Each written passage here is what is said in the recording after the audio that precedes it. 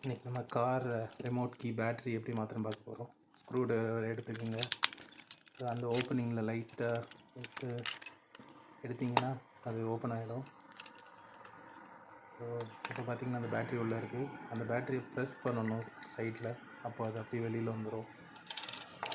அதுக்கப்புறமாட்டு புது பேட்ரி எடுத்துக்கோங்க. புது பேட்டரியில் பார்த்திங்கன்னா பின்னாடி ஒரு சீல் இருக்கும், அதை ரிமூவ் பண்ணிக்கோங்க. ரிமூவ் பண்ணதுக்கப்புறம் நம்ம பேட்ரி ரெடி ஆகிடுச்சு போடுறதுக்கு.